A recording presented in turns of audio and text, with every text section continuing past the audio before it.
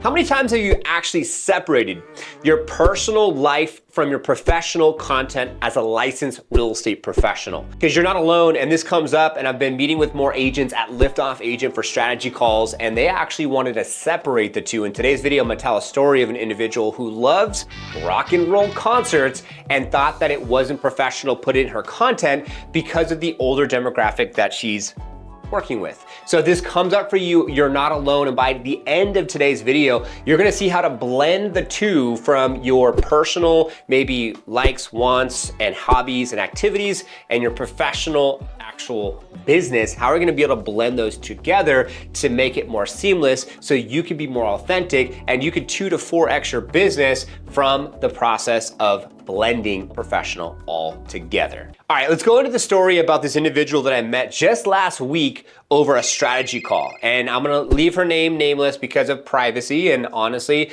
I just wanna keep it separate. So that way, maybe she watches this and she'll know it's her, but if this is you, go ahead and comment below and you can tell everyone, but I'm not gonna say anything here. So she basically said that she loves rock and roll. Rock and roll is something that she loves. She loves going to concerts, but she never really thought about tying that in with her actual professional content. She thought she needed to separate her professional content because she thought that it could potentially be off-putting for anyone that she works with, especially if they're an older demographic. Oh, you like that type of music? And oh my God, and not for me.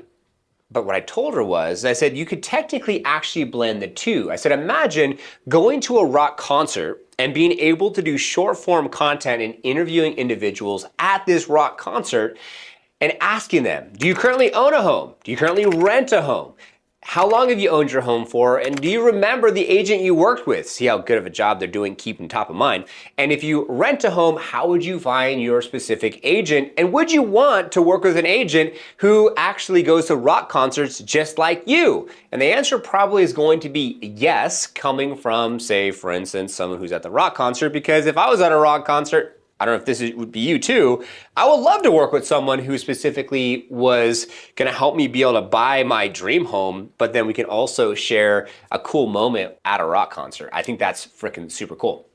So I said, you need to blend these in together so that way it's not separate. Now, I wanna turn this around and ask you something. Now, what is it that you love doing personally? Is it golf? I'm gonna get crazy here. Golf, pole dancing, nightclubs? Is it specialty drinks? Is it off-roading? Is it guns? Let's go all the way down to the Christian conversation. Is it Christian, church, right? What do you think that you personally do that you are not comfortable doing in your professional setting?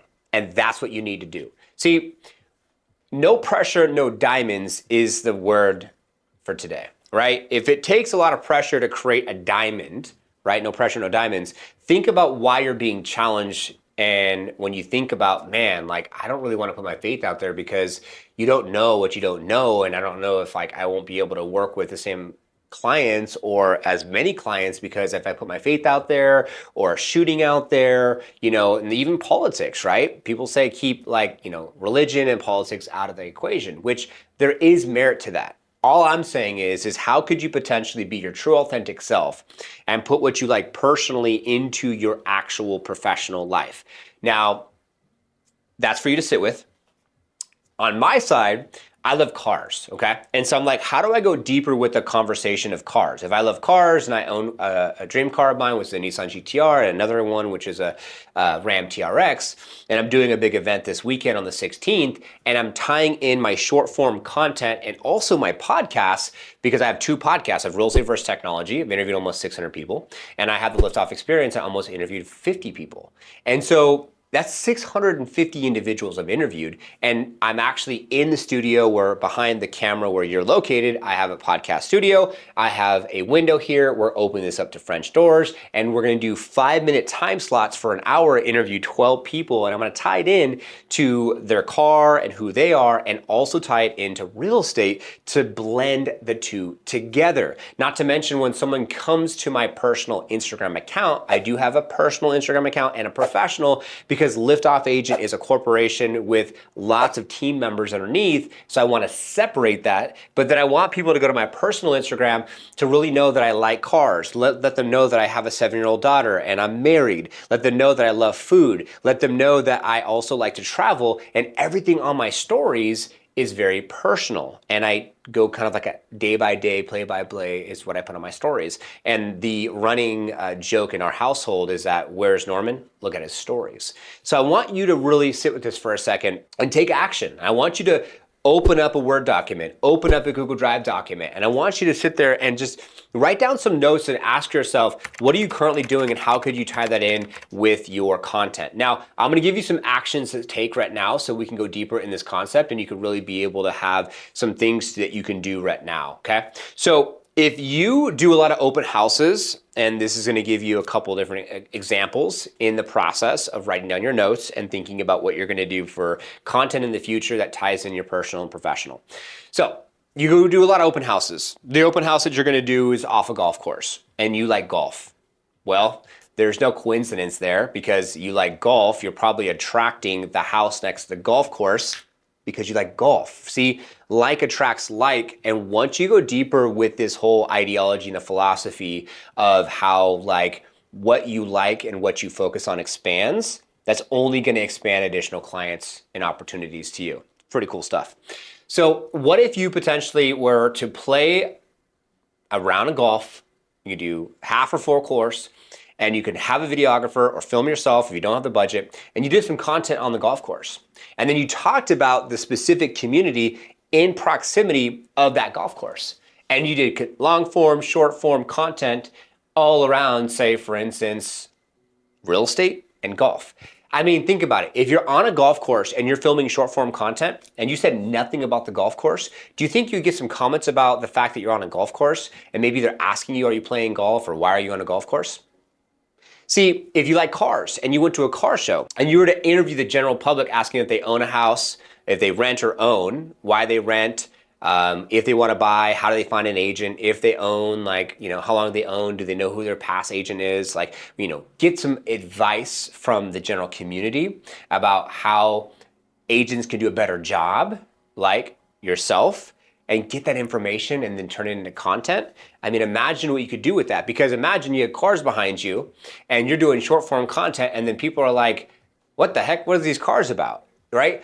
It's not even that you need to say what it is that you love to do personally. It's just that you need to be in proximity or be on the golf course or be at the car show, right? Or you could be at the restaurant, right? There's so many cool things that you could do with this process and you could tie it all in, where a lot of our actual clients, because we do a lot of the passive prospecting, and a lot of our clients, what they do is they actually talk about, so if we go into website, they talk about their area. And if you are someone that wants to talk about your area, then guess what? Just like earlier in the story when I talked about, say, the rock concert, and I said, you know, I was asking her a couple questions in the meeting. I said, why don't you do, like, you know how agents have calendars? I said, why don't you do a calendar of all of the shows that are gonna be going on for the rest of the year or for that specific year? And so you can make it a magnet and you can put it on their refrigerator. See, these clients are doing the same type of thing, because if you live in Portland, Oregon, this is the Portland, Oregon lifestyle.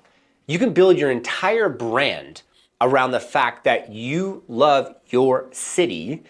Like, I love Gilbert, Arizona.